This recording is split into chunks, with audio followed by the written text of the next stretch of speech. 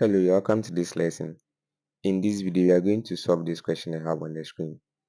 The question says calculate the average and root mean squared value of the pulsating voltage shown below. So let's look at how you are going to solve this. Okay, so to find the average and then the root mean squared value of a pulsating waveform, there are some steps that you have to follow. Okay, so I'm going to take you through those steps to help us understand this better. So you're going to start with the average.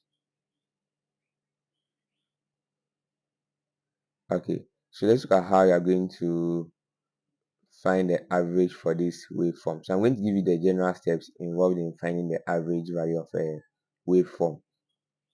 Okay, so to find the average value of a waveform, the first thing you have to do is to identify the cycle of the wave. Okay, after identifying the cycle, you should be able to note the period. Okay, then after noting the period, you find the area of the cycle using either integration or depending on the shape of the wave. If you have a formula for the wave, you can use the formula also to find the area. Then after finding the area, you divide the area by the period to get your average. So let's take these steps into practice. Okay, so now you have to identify the cycle of the waveform. Okay, so looking at this waveform here, okay, you can see that it will start from this point here. Okay, and then it will go all the way to the peak value, which is Vm, and then go back to 0, then to start to go in another direction, which is the negative direction, to the negative peak value, which is minus Vm, and then to go back to 0. Then you see that at this point the cycle will begin to repeat itself. Okay, so as the wave starts from this point here and ends at this point here, we call it one complete cycle, because from there the wave begins to repeat itself. So the time it takes for one cycle to be completed is known as the period. So in this case, it took from 0 to 4 seconds here for one cycle to be completed. So you can see that our period will be 4 seconds in this case. Okay, so let's continue. So after finding the period, you will have to find the area of the wave. Okay, so let's look at how you're going to do this. So you're just going to consider the area of one cycle, because after that cycle there, it's like the cycle repeats, so there's no need finding the other area. So you can find the area of the cycle that we identified. Okay, and looking at this is just a rectangle, and then we know that the area of a rectangle will be the length times the breadth, right? So in this case, this will be the length, right, and then this will be the breadth. So I'm just going to find the product of that to get the area of this wave. So let's look at that. So for the area, okay, for the area, for the positive half, we are going to have the peak voltage, okay, times the period, which is 2, right? And then what will happen is that you see that we have a positive half and then a negative half, right? So we must find the area for both halves, right? So this is for the positive half, and then for the negative half too, we have minus Vm, okay, multiplying, and then we are going to have this 4 minus 2, so that we can get the length here, right? So we're going to have multiplying 4 minus 2. Okay, so when you simplify this, you're going to get minus Vm multiplying 2. So you're going to get minus 2 Vm, right? And then this is for the negative half. Okay, this is for the negative half. And then for the positive half, you're going to get 2 Vm. So yeah, let's find the total area.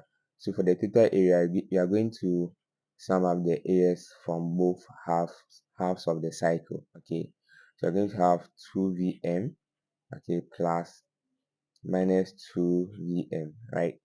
So this will give us the total area to what? 0. Okay, so now to find the average value, okay, to find the average value is giving us the area over the period. Okay, so I'm going to have the average, to be equal to the total area, okay, over the period. Okay, we know the area to be 0 and then we know the period to be 4, right? So I'm going to get 0 over 4 and that will give us 0 volts. So the average value for this waveform will be 0 volts. So let's look at how you are going to find the root mean squared value also. Okay, so for the root mean squared value, uh, RMS value, let's look at the steps involved in that also. For the RMS value also, you have to identify the cycle of the waveform. You note the period, okay, and then after noting the period, you will have to square the cycle, okay. Then after squaring the cycle, you find the area under the squared cycle. Then you divide the area by the period to get the mean area. Then after getting the mean area, you take the square root of the result to obtain your RMS value. So let's look at how you are going to do this. So we already know that the period for this cycle is 4 seconds, right? Okay, and then we know that the cycle spans from 0 to 4 seconds. Okay, that will be for one cycle. Okay, so what you're going to do is that you're going to square the cycle. Okay, you're going to square the cycle. So when you square the cycle, this is how our waveform will look like.